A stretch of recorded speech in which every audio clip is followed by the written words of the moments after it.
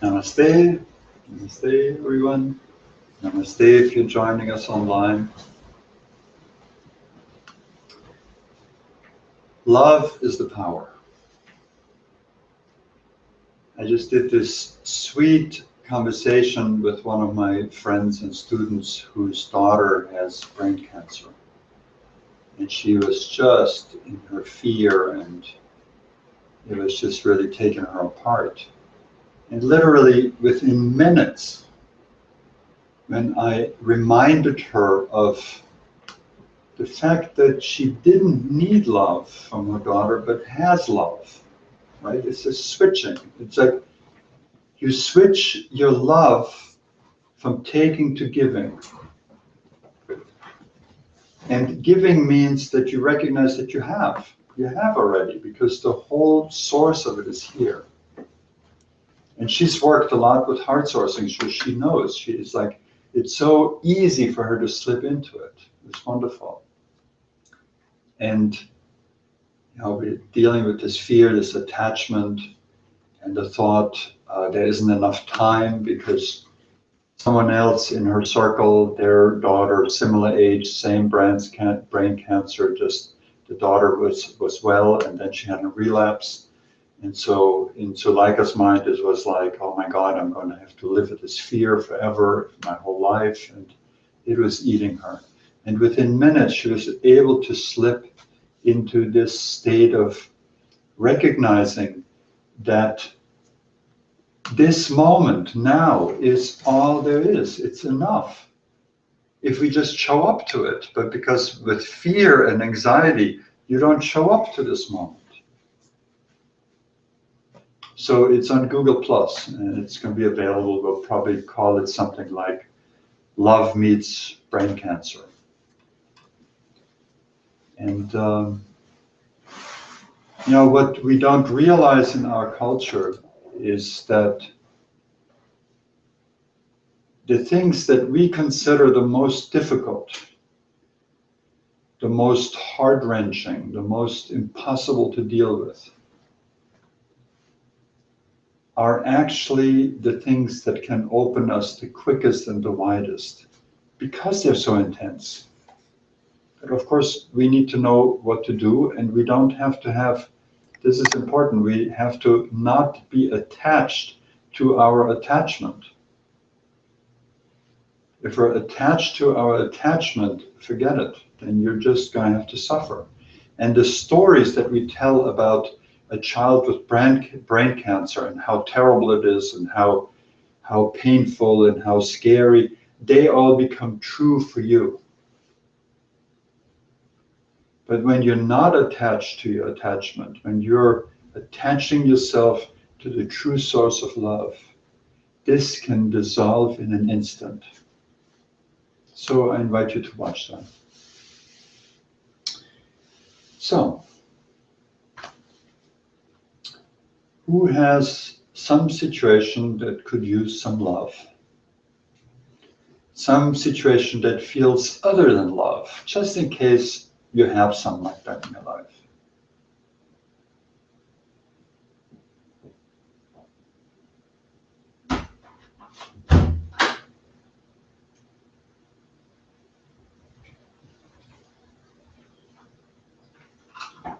Barry. Okay. The dilemma that I'm going through is that I have both of my children home, and both of them are growing up. That's definitely a dilemma. Oh, yeah. Yeah. And both of them are growing up, and both of them bring their baggage home. And I'm torn from my old role as a parent, telling them what to do and doing it for them. And now they're at a point where they want to do it for themselves and are part of the real world and having real world and real life experiences on every level. But there's still a lot of chinks in the armor of things that I consider problematic that I need to step in. And my dilemma is, no, you can't do that anymore. It's me saying not to do what I'm telling me not to, but it's still there. And it's simple remedy. Yes. 3 types of business. Whenever you're just about to say you should, or give them your wise and necessary advice, ask yourself, whose business am I in right now? Because if you're in their business, it just ain't gonna work. Now, the good thing is you've already know that. You've tasted it many times, and they will show you every time you get in their business, they will say, no, Dad, you don't belong here. Yes, they do say that. The good thing is when you get out of their business, they will start coming to you. But let me just tell the audience, you may not know what we're talking about here, the 3 types of business, real short. There are only 3 types of business in this world. This comes from Byron Katie. There's what we call God's business, there's other people's business, and your business. God's business is like things that we have absolutely no control over, like the movement of planets and the weather. The weather is a good one. So when you get into God's business, it sounds like this: damn it, it shouldn't be raining. How successful are you going to be? Is the weather going to change? No. Being in God's business is hopeless. Then we have other people's business. What is that? What's their business? What they think, feel, and do. And if you get into other people's business, how successful are you going to be there? Hopeless. People change, certainly, but they change exactly when and how they are ready, and not 1 second earlier. But it's actually worse. When you get into other people's business, no one likes to be told you should. So automatically a wall comes up. Now, if you have someone who already knows they shouldn't be smoking because it's really not good for them, and you go, you really need to stop smoking, it makes it actually harder for them to do what they already want to do. And another thing, when you get to someone else's business, who is taking care of yours? You're not home. You're over there taking care of their business. So your business, your life, gets more and more out of balance very quickly. That leaves you with your business. Your business is what you think, what you feel, what you do. So, right? Absolutely. You're in the class of staying in your business. That's your teaching. That's your children are showing that.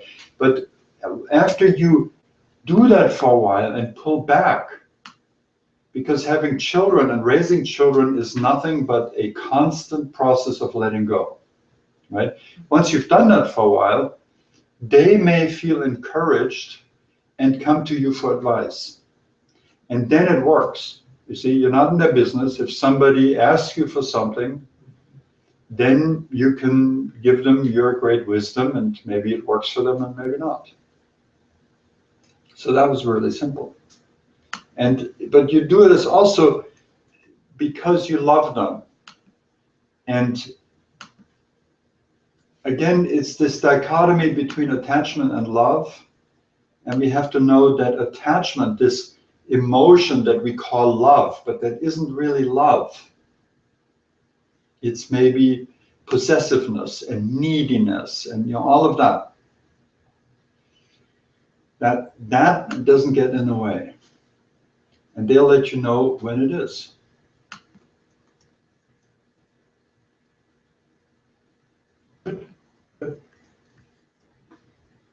So, yes? So how do you know when something is real love and not attachment? And because I'm doubting myself if I've ever felt love, because I'm thinking a lot of times that I think I was in love, or I'm talking about obviously Yeah. I think now there was probably attachment and possession and not really love. So how do you know? Well, you see, but first of all, a little bit of love is in all of this. Mhm. yes, you can fall into lust or you can fall into emotion, right? And that's the primary aspect. Maybe not with lust. Lust can just be lust. But if you fall into a loving emotion, then there's at least something in there of love. But love itself is like this moment when you meet someone and you look at their eyes and it's like your brain stops. You go. And what happens at that moment is that something, you may not intellectually understand that, but something in you sees itself in the other person, right? Love is that place where we are one. And we have this incredible privilege in this world to show up as two. And in that way, play this dance of love. But that dance of love only becomes a dance. It can become, a fight, a war, but it is a dance when there's no need.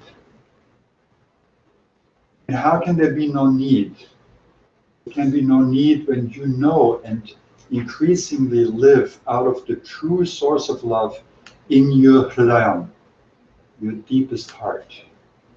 This is the source of all the love you will ever feel. The person you fall in love with, or the situation that you love, is a situation that triggers you for a moment to feel this. And then if we have neediness and attachment and ego, that immediately comes in and starts killing it. I need you, don't leave me now. Oh, we have a contract now for life, you'll be mine, right? And it's just poison to that love. So most couples can love each other very deeply, and they've had a time or maybe moments here and there where that love is like this, this awesome opening beyond personality, beyond body, into a space that's truly transcendent and truly, fulfillment itself. And then that goes away and the personality starts playing and it becomes a memory. And you say, yeah, I know I had this great feeling, but now I get fed up when the dishes aren't done or something, That's attachment, that's personality. Personalities do not love. They want stuff. They fear stuff. In personalities, there's always duality. What they call love is the opposite of hate. And that's why in a relationship where there may be genuine love, but it's not understood and it becomes an emotional situation, then it can flip very quickly into its opposite when one of them wants to leave. And then they go to a war of the roses of hating each other horribly as they divorce. Whole industries live over that, So the core of that is always to come back and to train yourself to open this source, the true genuine source, the only source of love in your world. But when I say only, what does that mean? That's not a limitation, because that love is complete. No Buddha and no Christ had a greater potential for love than every one of us. They just were a few steps ahead of knowing how to use it, how to access it. So that's our training, that's our challenge. So you doubt yourself if you ever were in love. When you get up in the morning,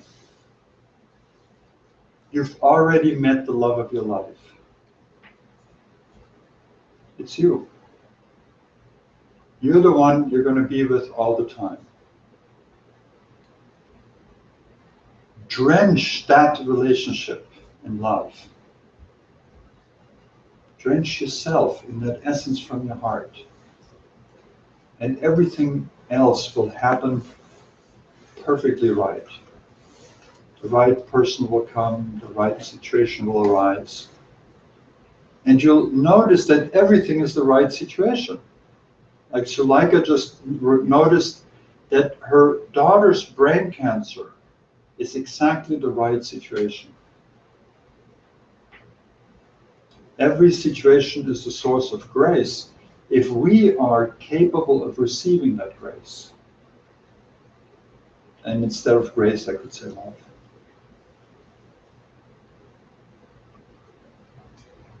Good?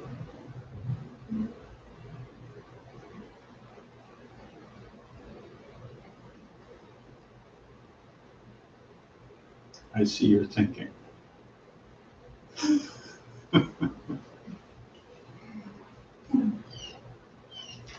And something might be a little off topic, but it's about love. Mhm. The number 13 keeps coming up over and over and over again. And when my daddy went into the light, it was on the 13th. And since then, and my mom did too, actually. And ever since then, 13 or 3 and 1. It's absolutely consistent, and I feel so much love in those moments. And so peaceful, but it's just continuously over and over again. I'm wondering if you have any thoughts on that. You know, I don't put much importance to that. I have a thing with the number 11. You know, it keeps popping up in my life.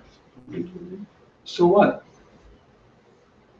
That thought takes us to past and future, and then we're already missing the now. Right? So things happen when they happen. And there are certain lawful cycles in the universe where how things occur and so on, you know. Mm-hmm. But I wouldn't give much stake to that, you know. We try to figure it out. We try to figure it out. Oh, you know, the physical level and the subtle levels, and we try to learn about them and figure them out and try to be safe and secure. And what's the real root of that? We feel insecure. Maybe not you in this particular case, but that's really the bottom of this thirst for figuring it out. Now, that's true for me, that kind of view. There's also, of course, a love of knowledge, and I've had a bit of that too. And there's certainly a time for that in every life.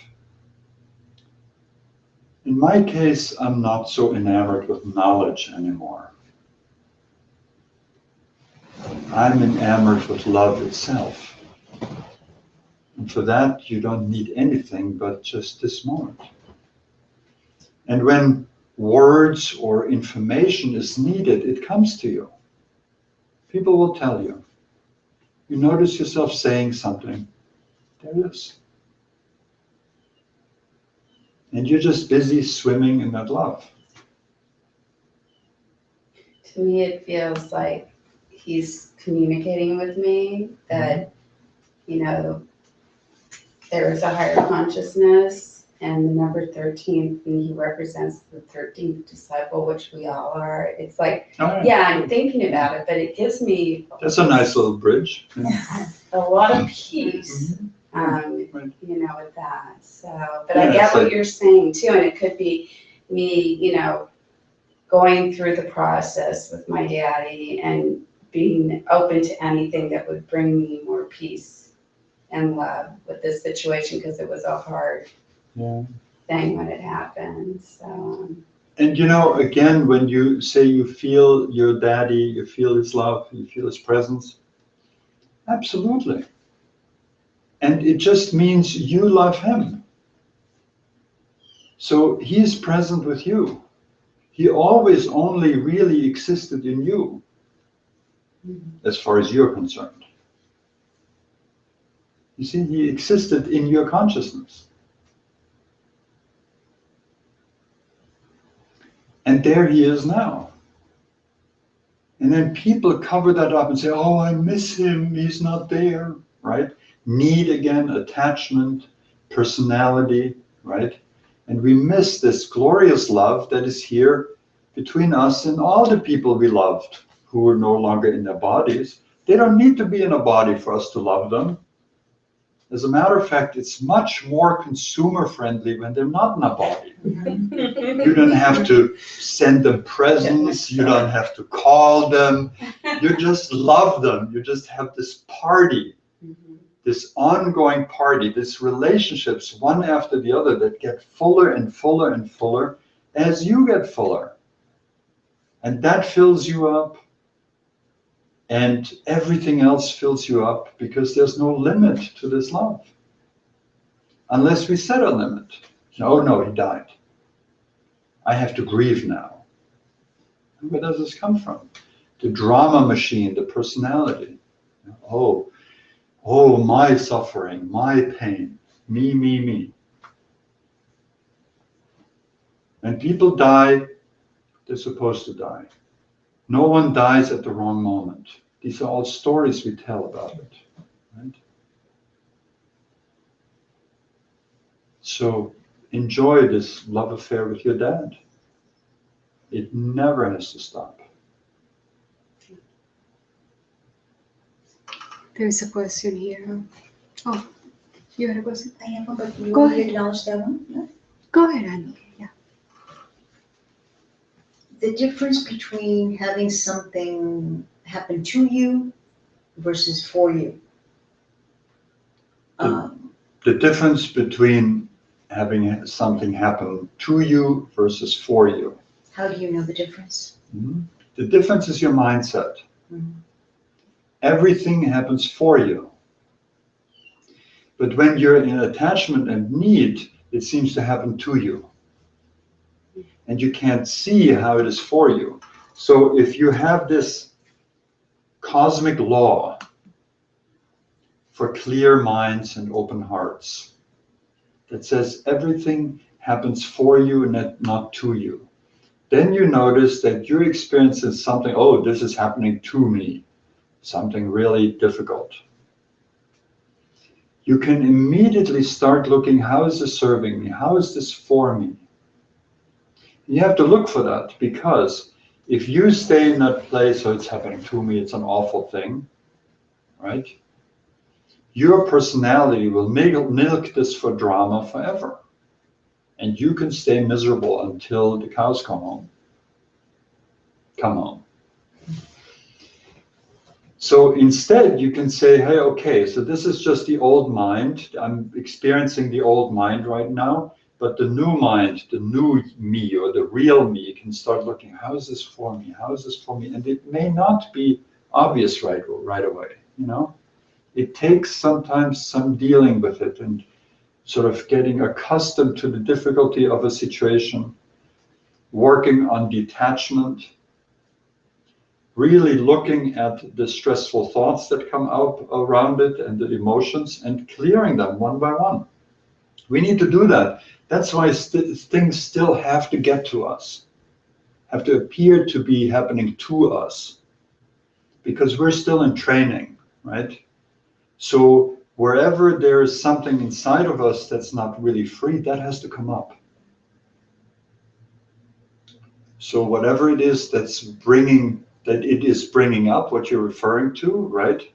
That's how you see how it's for you. Because that stuff is coming up, the resistance, the pain, the fear, the regrets, the guilt, the shame, whatever, right? It's coming up.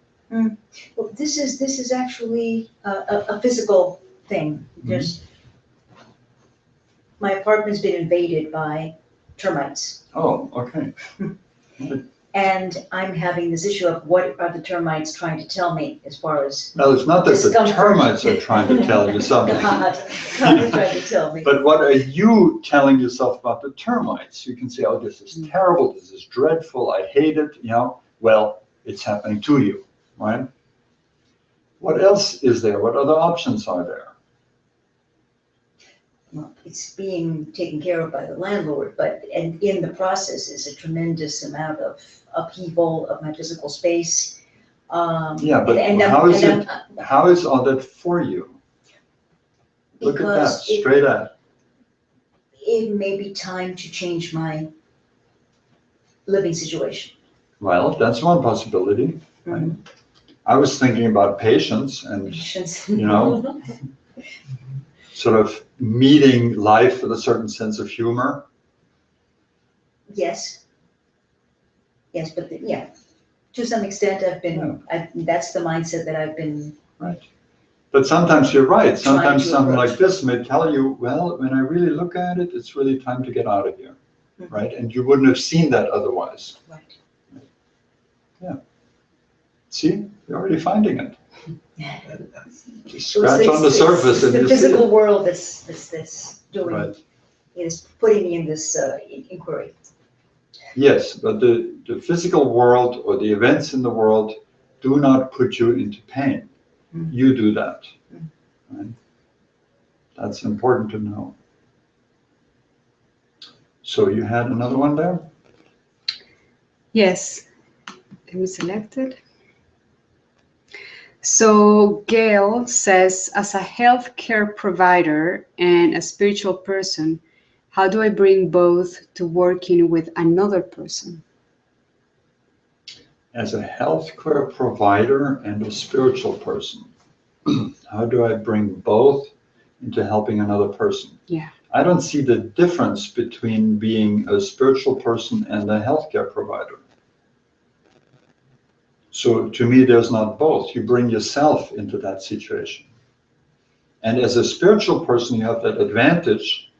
You can understand that in you is that source of absolute love.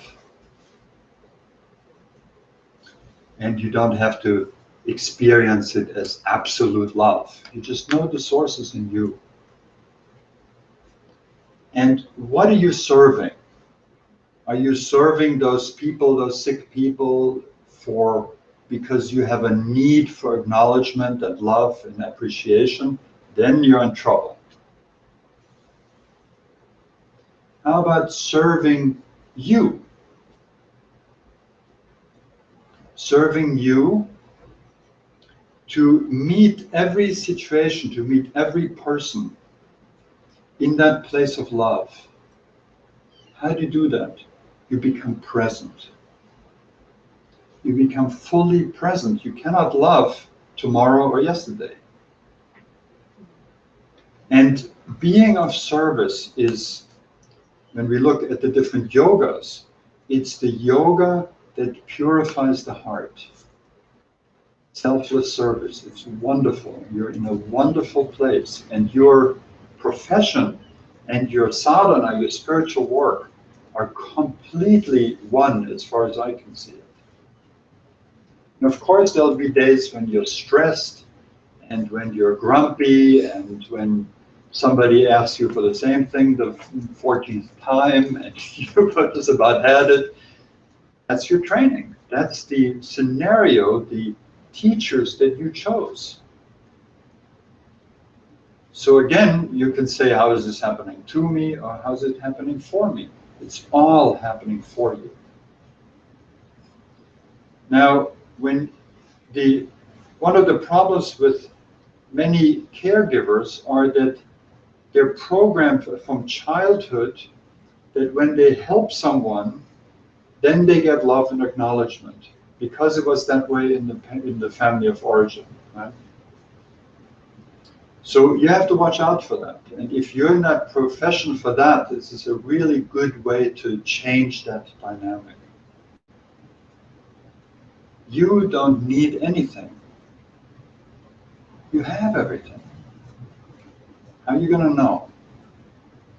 By coming into the present, by working with your heart. I can recommend using our CD. Many people like Suleika and other people who are really in tough situations, they use these meditations on the heart over and over again. And every time it gets you to go into the heart and to just open that source a little bit more, that open the floodgates and let yourself be drenched with this, let yourself be rejuvenated in this. And then something in you knows that you cannot run dry. You may get tired, but you cannot run dry. So when you know you cannot run dry, That's the proof of that richness and that grace that is in you. Let me know how it goes. And just know that all these, say, needy people, in their neediness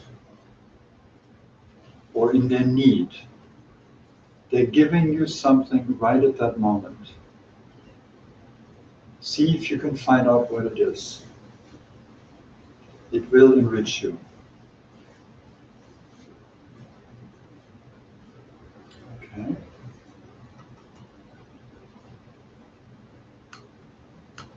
You have a hand half up? Okay. Well, this is a little off topic. I was asking Gloria about it earlier. As I'm trying to figure out all of these theories of how it works, All of what? You're how everything works, and trying to figure out the universe. yes, exactly. Right, yeah, okay. I was asking her earlier about the third eye, and because I sometimes have visions, and I've had dreams of things that happen, and it's not like someone else did it to me; it's happened to me itself. Yeah. So how does that fit into all of this stuff? Okay, so let's get a little technical about this, Mhm. right? We have a physical body, we all know that, right? And then we have an astral body, and in the astral body, there is this Kundalini system. That's one way of looking at it. Different traditions have actually quite similar things. And we already know in our not very enlightened culture, we know that certain places hold certain energy. And the one in our culture we're most familiar with is the second chakra. When we get sexual, that's where it goes. So we know there's some energetic thing going on, right? Now, in India, they've studied this and they know that this is only one story of many different floors to our being or levels to our being. And the heart is one where in the first three chakras it's like very ego-based, right? In the heart chakra is the first place where your awareness sort of opens up and you're able to love and care for other people. Right? So it's a very important junction point. But then it goes on, our evolution goes on to the throat and to the third eye. And when you have visions like that, it's beautiful, enjoy them. Take from them what you get and move on. Don't be attached to that. Right? The journey of the ascendance in the astral body then culminates in the top chakra on top of the head, the Sahasrara. This chakra is the experience of absolute oneness, where your being and God's being become one. So that's the journey through the astral body, but we have an even more subtle body, which is called the causal body. And in the causal body, which is our most subtle identity, this reality of merging with God, merging into oneness, is found here. And that's the Hridaya. That's that innermost core of the heart. It's not the chakra, it's deeper, it's on a whole different level than the chakra, right? This is the place where we are one. And it's already there in all of us. We don't even have to look for it. It's there. We couldn't exist without it.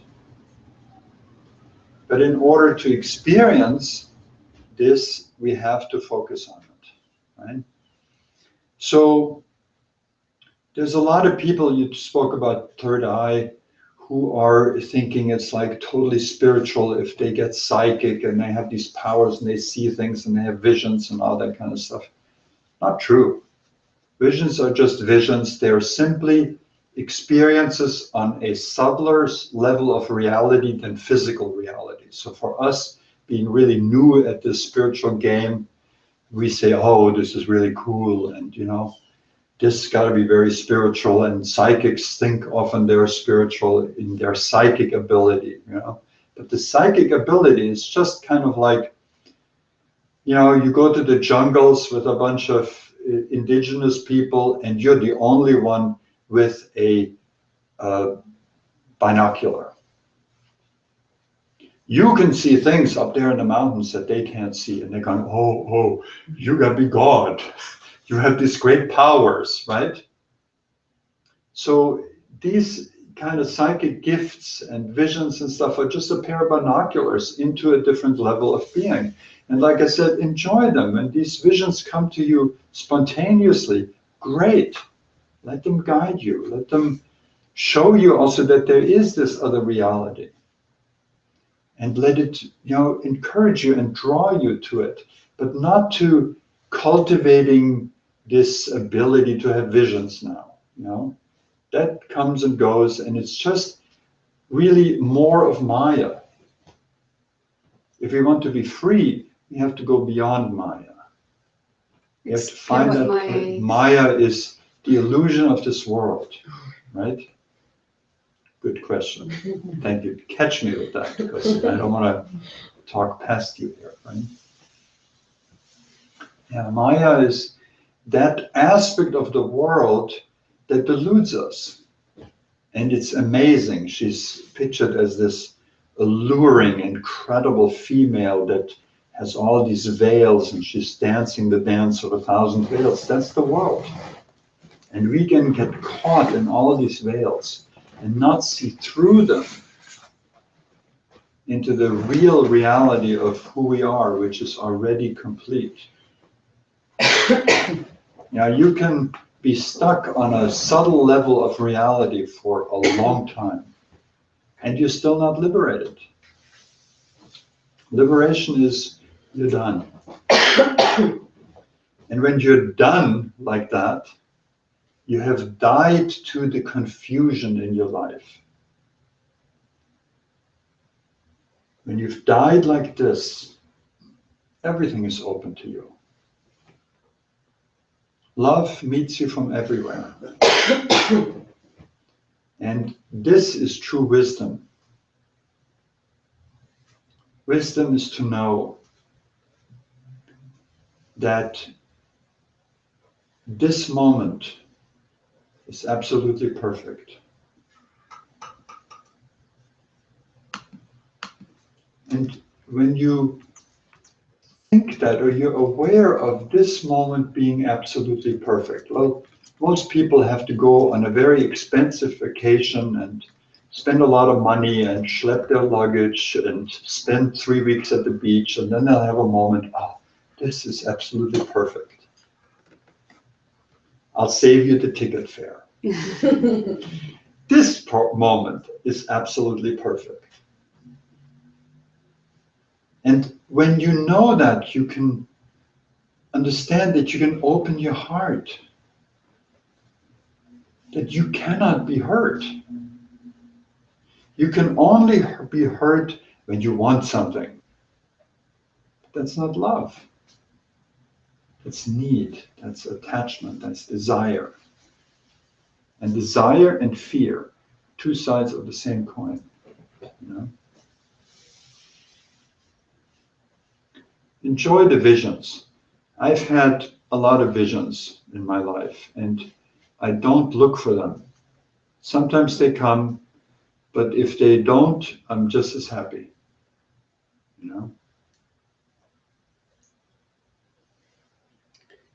Leslie. Speaking of visions, when I was on a plane, we were flying to Barcelona, and when I've been on planes recently, I usually have so much fear in my head. Everything looks scary to me. And since I've been practicing heart sourcing with you, I get in a plane and I look outside and I feel almost like I'm on drugs, because everything looks, if I'm in my heart and I go to that place, everything looks like this absolutely beautiful, magical world. Well, and it's absolutely right there. When I'm here, it's like that. When I'm here, it's not. Well, there's a reason for that. It is that beautiful.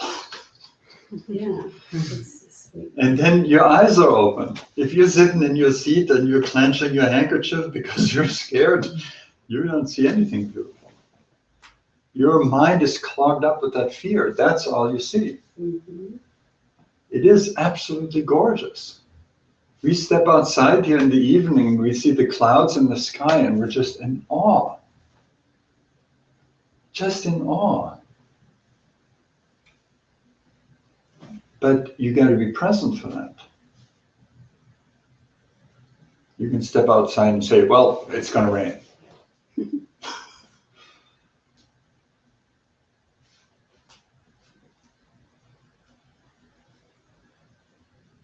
That whole world, this whole world happens for you, including the clouds you see from the top of the airplane.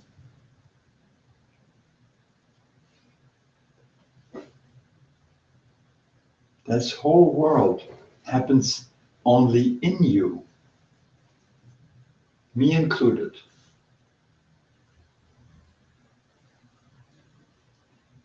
One day I was hanging out with Byron Katie, and she had me talk about Maharaji and this incredible love that we felt around him. And I just did my best to put it into some words, which I'm sure I didn't do the greatest job. And she was listening, and we just had this wonderful time together. And then she turns to me and she says, it's very far out that you would manifest something like that. And I'm going like, what? It was this flip in the mind, you know, she just did it like that. You manifest this. And it's not this manifesting that everybody talks about, which is like an affair. Oh, I'm going to manifest tons of money. Manifest this moment where you say, this is perfect. The minute you manifest a moment that says, I want something else, you just dropped from heaven to hell. You know, the difference between heaven is, this is absolutely perfect. Hell is, this could be a little improved. You know, and if you have, of course, now the mind is going to go, well, if I'm this happy and open all the time, then I'll just be a vegetable and I don't get anything done. Not true. That's just another ego trick to keep you stuck in the same place. When you're in this place where everything is perfect, in other words, you're not in this place where everything is perfect. You're in the place where you recognize the perfection of everything. Then you don't have to do anything. You really don't have to do anything. But if effort is needed in the flow of time, effort will appear. So that perfection includes even awful things and challenges, but is the way we perceive perfection. Well, think about it. So take your thing, give it an example of an awful thing, and see if you can find perfection there. That is a powerful thing to do. Because only when we can see the perfection in the things we most dread, in the deepest, darkest places of hell, only then our vision of perfection becomes perfect. So for me, you know my story, this was my trip to Auschwitz. The absolute pit of hell for me. And I found the perfection there. I found that the love was there as much as it is on the great mountaintop. So this is what you do. You go to those places, do it purposely. Go to the places you most fear, the places where you can see nothing good in it. Go there. See what your mind does with that and how it interprets negatively. Clear your mind of that. See, the emotions that are there or that were there at the time when it happened to you and are still lingering, and free yourself of them. And what will be left is the awareness of that perfection, even in the darkest places, the most painful places.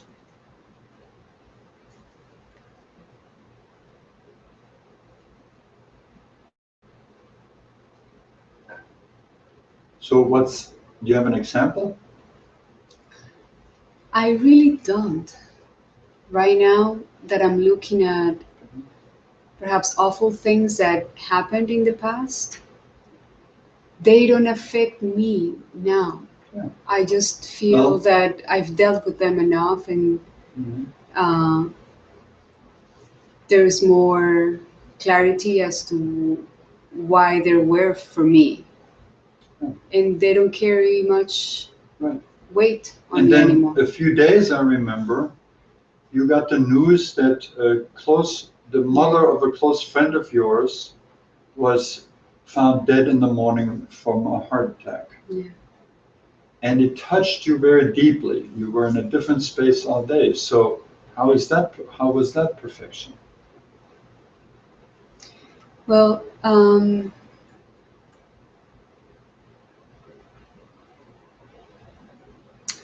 it gave me a sense of knowing, and we discussed this, knowing that it's not that life is fragile, because life never ends. That's something I learned that day from you.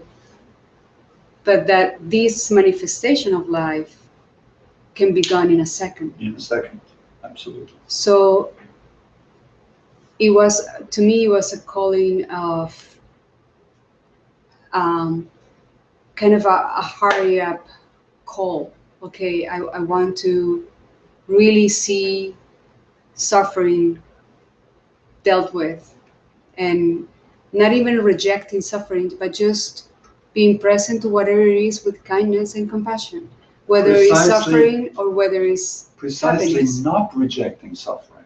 Right, By rejecting it, you prolong it. right. So if there's suffering, get in the middle of it. Feel what you're feeling.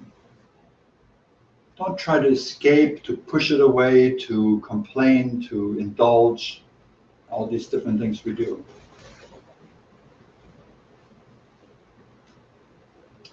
Be with that perfect moment now. Now, when you can do that with pain, it takes you to a greater bliss than when everything is hunky-dory. Because when everything's hunky-dory, we just can stay right asleep the way we are. But if you embrace pain, it takes you into the here and now in such a powerful way that it can free you of lots of different concepts and ideas and emotional reactions and all that garbage that takes you out of the now again and again and again.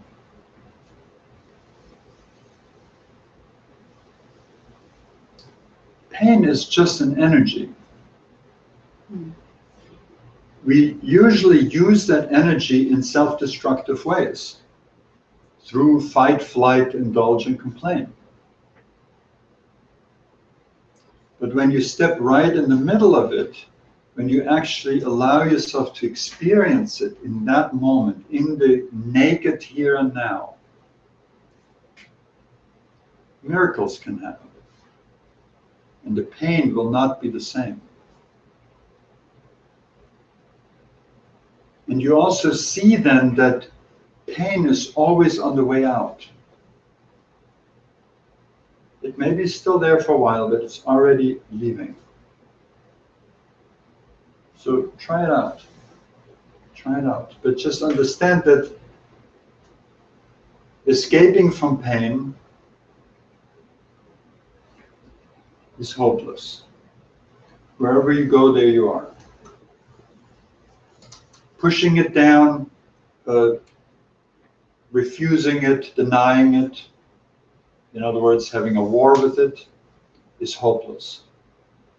Because you can never win that war. When we do these strategies, what happens is a part of the pain goes inside the pain body and strengthens the pain body. And it's like we're writing a check to the pain body to buy more of the same pain.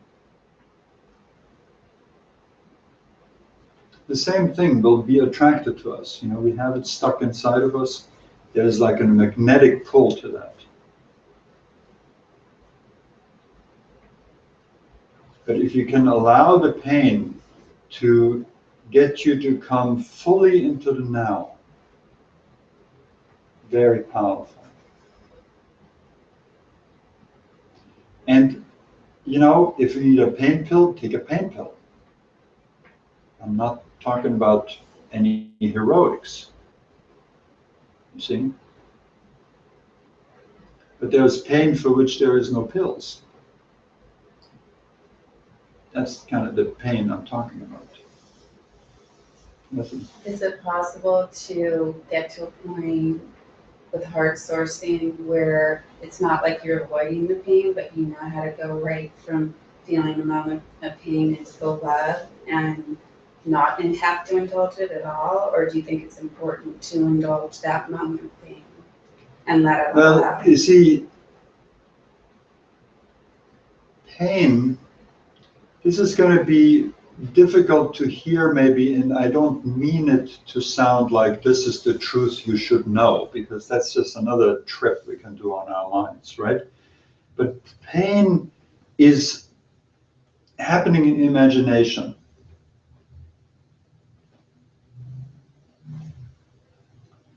Now, what is not happening in imagination? Yeah, she points to her heart, right? Everything else is imagination. Think about it. You experience the whole universe in your mind. It's all imagined.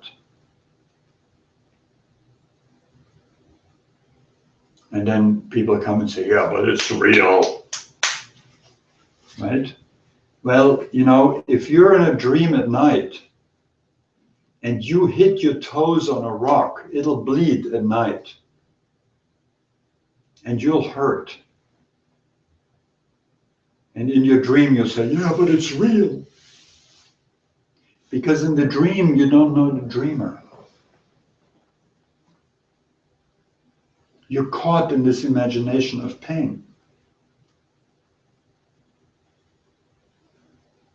I dare you to find out if this pain in this world is of the same nature.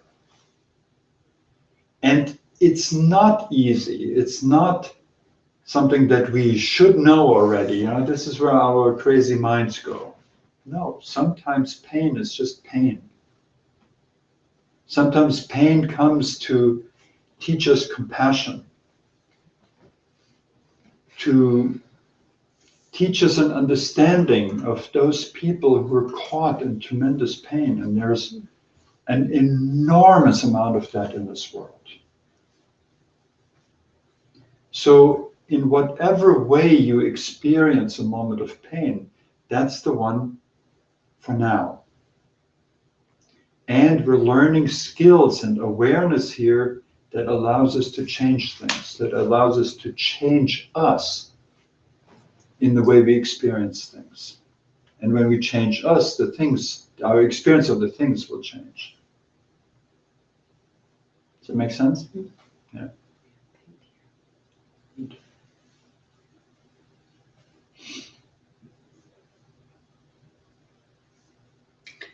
What I experienced on Saturday is that I felt pain and I was conscious. Let me just add this. This is when she got the news that her friend's mother had died. Which was my friend too.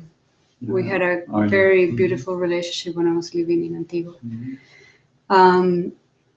So I felt the pain of missing a part of me in a way. It was really intense, although I haven't seen her in a few years. But I realized that as the pain was there, I didn't even also push the pain away because it's an energy. Right. So I felt it. I felt it, and I stayed with it for as long as it lasted. But I was aware behind the pain that I was in the pain. So I wasn't completely oblivious down Very good. into the pain. It's like there is the energy, and here I am feeling the way I'm feeling, but at the same time, my understanding of reality in a more clear way is telling me it's just an energy of pain, and it will pass on. It will go away. And when I understood that life is not fragile because life never ends, what ends is the material vehicle. Mhm. That gave me a sense of, okay, a completion of the pain in a way. Right. But I acknowledge it, and I, stay with it as long as it was there. Yeah, excellent. Right. This is like when we have grief, for instance. Now, sometimes somebody may die and you're just clear and you're amazed, hey, there's no grief. It's like, it's just right that they had to leave at that moment. And you recognize it. Of course, it's always right. But sometimes we're hit by grief, let's say. Then to do it just the way you said is perfect. You just stay with the grief, you feel it fully, and it'll be there, and it'll last for a little while, and then it'll be spent, and it's over, and you're free. And you can, again, at that moment, have the loving relationship with that person that you grieved over.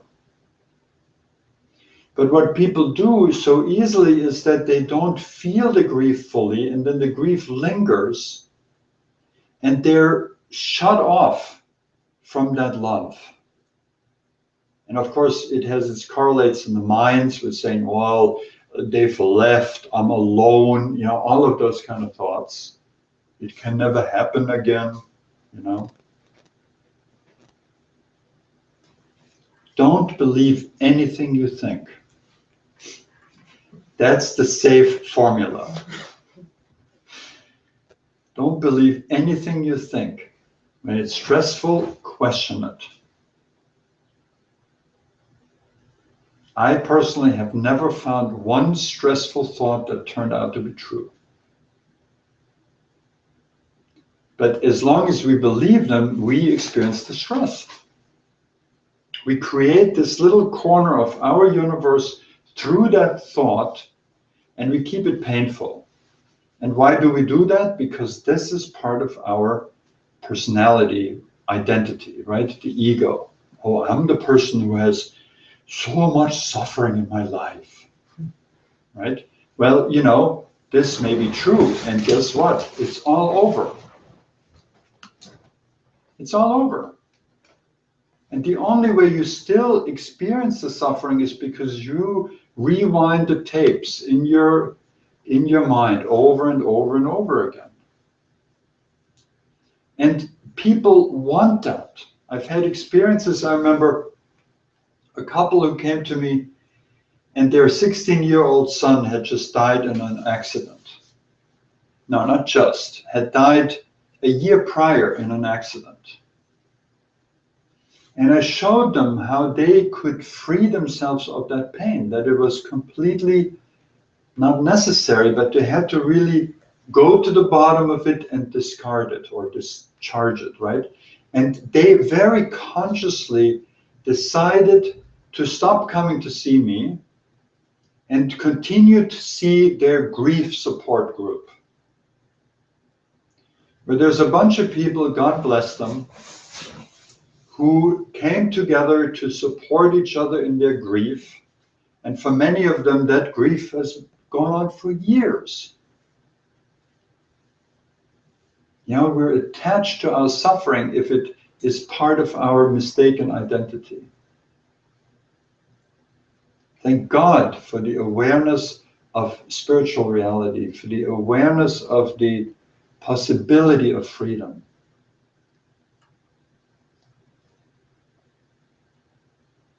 Yes? How do you stop the tape?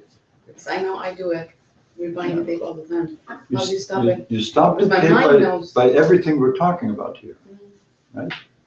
The first thing is that you understand that there's already a place where that tape is not playing, and that's the present. Now, what else do you have?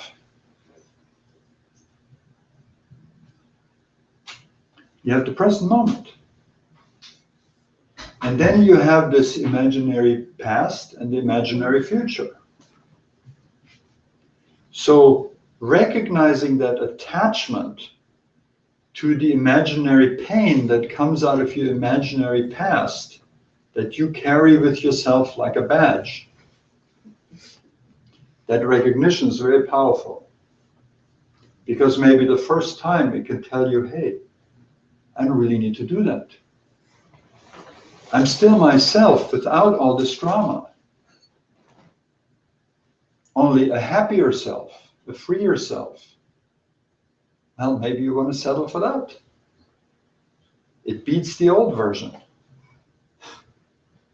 It takes so much effort though, because I always have to like remember this, because before, like, I'm here, great. I walk out the door, I'm in my car, my mind starts going, and you're back into the tape again. Or I'm at work, or I'm going before I go to bed. So But you see, here's the confusion. This is what happened to this couple too, who lost their son, right? They chose that ongoing drama because they confused their grief with love. Oh, if I don't grieve him, then that means I don't love him anymore. Because now he's gone and the only option I have is grief. And then you don't want to let go of that grief because you love your son and it fits your self-image to be a loving parent. So how does that work if my son dies and I'm not in grief? That doesn't work, right? So I got to stay with the son, with the grief. but my mind knows, but I don't know how to like apply it. Well, it'll happen. It doesn't all happen in a day, right? It's training, it's practice. And we all get still caught in stuff. It's the question, do you know what to do with it? Do you know not to perpetuate it unnecessarily? What does that mean? Perpetuate, keep it up, keep it going, right? In Durga's case, with the death of her friend, she felt it for exactly the right amount of time that it had to be filled to give her the learning and the teaching and the grace that she received from that. And then the grief was over and she was clear and enriched through that experience, right? Now, the ego mind goes and, oh, after you hear this conversation, right, it goes to, oh, damn it, I'm feeling grief again. What's wrong with me, right? More drama, more story, more totally unnecessary imagination, right? When there's grief, there's grief. Have the grief, feel it. So it can be burnt up. And then the moment comes pretty quickly where you don't need it anymore, where you know that you can exchange the grief for the love. And you'd much rather stay with the love, I assume. Yes. Something I noticed, that's when the power practice starts to kick in. Yeah.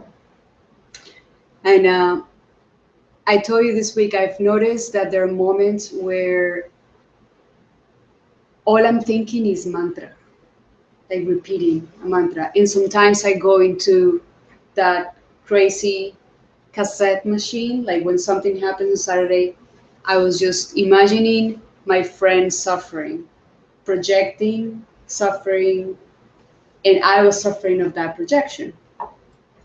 And then I started repeating the mantra. So there are things to do when that mind goes on and on and on. But if we don't have the consistent practice of something, it doesn't come automatically. Yeah. So mantra in that case, when the mind doesn't stop, and even that happens to me at night sometimes, that I kind of repeat the tape of the day, and I don't go to sleep until like an hour after Mhm. that I'm in bed, and I was just like, okay, consciously I bring the mantra and start repeating the mantra, and it just the many thoughts start to lose power. It starts to be less important, and then the mantra becomes more important in that But moment. also recognize that there's a benefit to running the tape of the day and staying up for an hour, because it's strengthening your mantra practice. Right. Because you have an awareness that you'd rather be free than to be running the stressful tape in your head. Right? When you have that awareness, you're consciously shifting into practice, and the pain that's still there is deepening your practice. See? Everything happens for you. Right. And one more question, like a mantra could be any mantra? Or is there specific mantras for these things? Well, the general question is yes, but mantras have different effect, and it also depends on the person. It's a rather individual kind of thing, you know. So, that's a whole other topic. What's the best mantra for you? So if you're interested in that, you can talk to me later.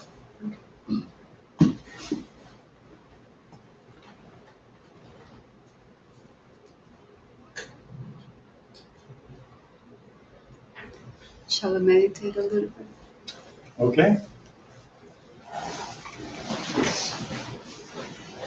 Do what we're talking about. Going to the heart.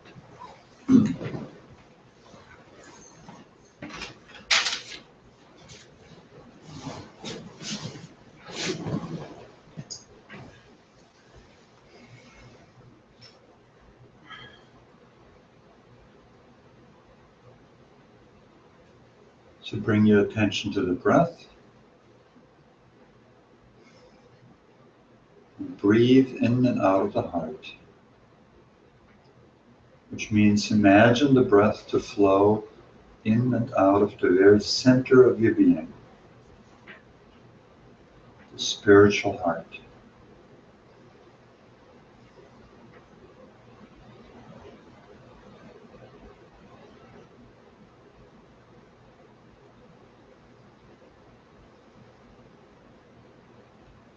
And notice if there's still mind hanging around.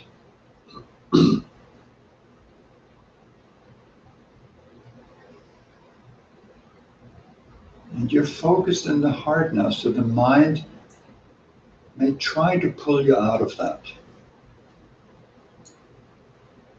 But maybe it can, maybe it can't. Notice that.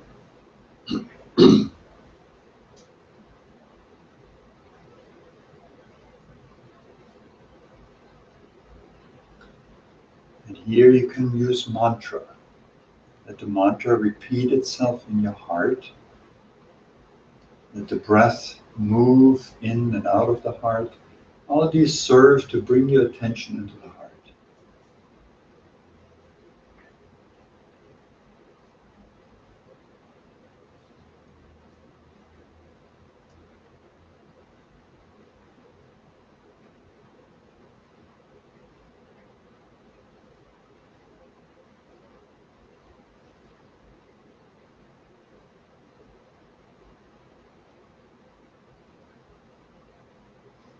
If you're new to this, imagine a point of light in the very core of your chest, the hridayam. Brilliant light.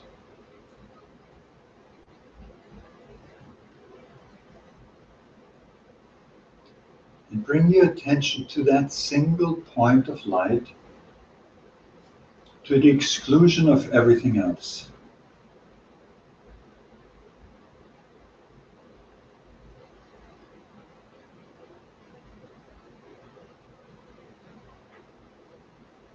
And then with each breath, allow that light to grow and grow and grow inside your chest, until it becomes like powerful little sun, radiating its light and warmth effortlessly in all directions.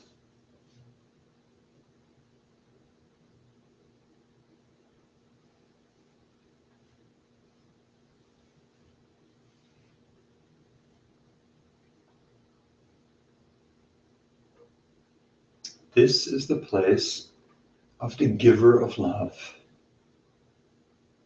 And you are that giver of love.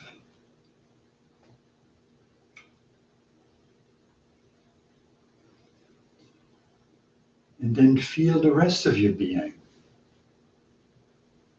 Your physical body, your astral body, your causal body, if you have a sense of those subtle realities. And receive this love from that heart in every part of your being, every cell of your body.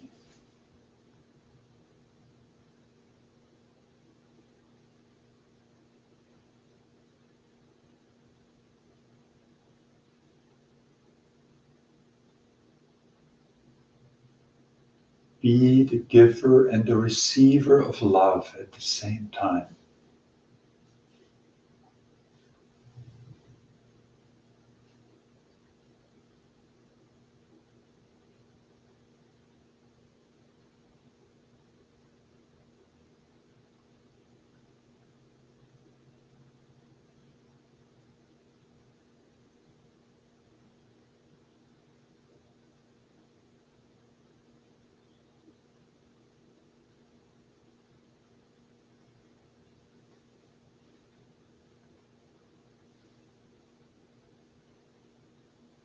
And fill up your entire being with the warmth and the light from the heart.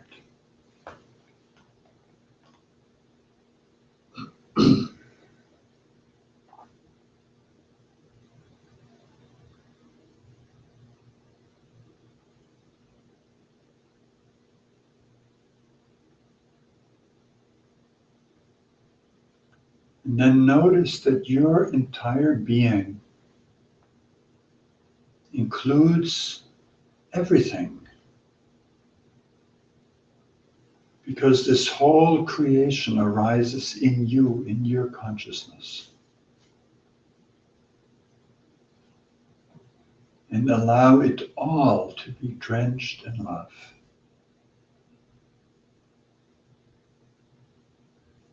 To be rejuvenated and healed.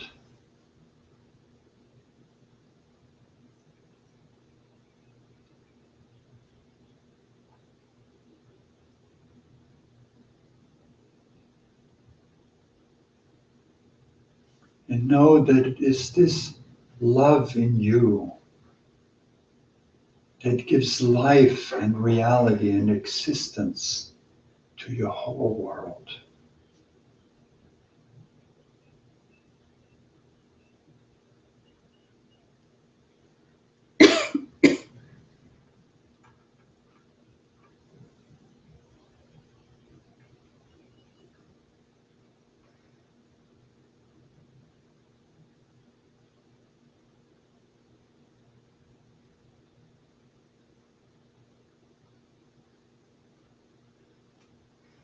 And in particular, let that love and that warmth and that light from your heart flow into all the places of darkness. The darkness you still perceive, the fears that are still holding on a little bit.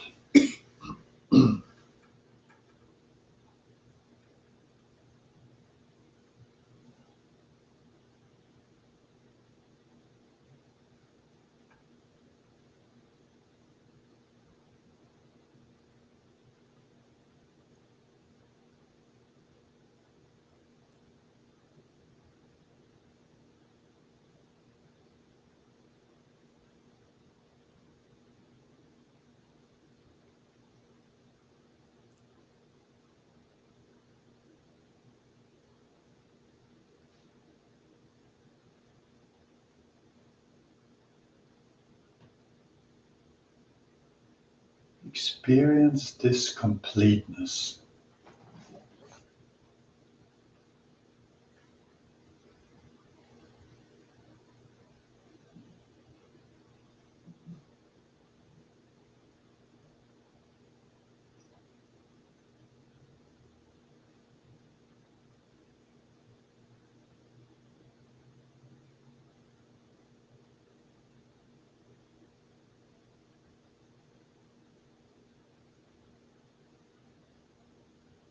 And know that it's always in your heart.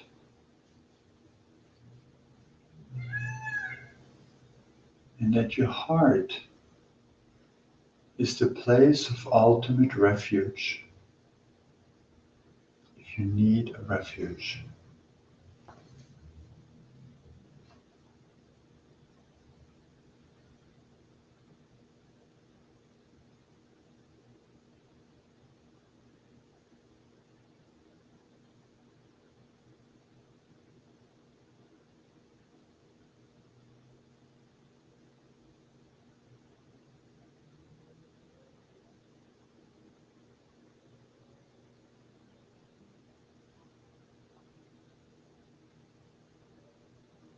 So take a deep breath. Exhale. Inhale again.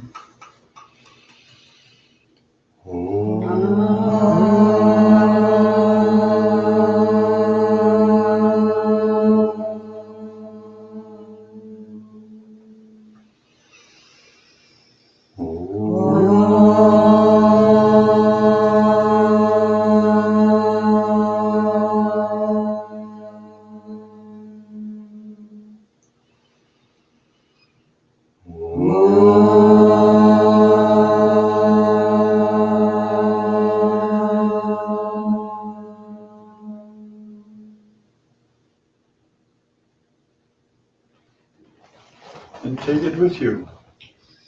It can't go anywhere. It's already always there.